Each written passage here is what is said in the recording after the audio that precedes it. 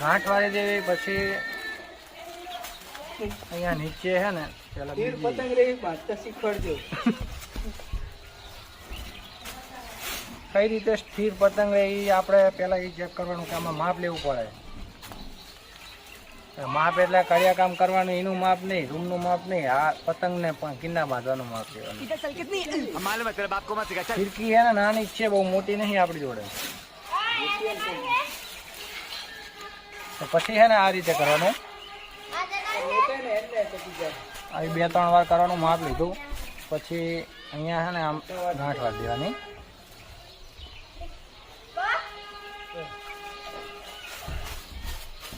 પછી જો અહીંયા માપ લઈ લીધું, રેડી અહીંથી હવે છે ને આપણે પતંગ ચગાવીએ.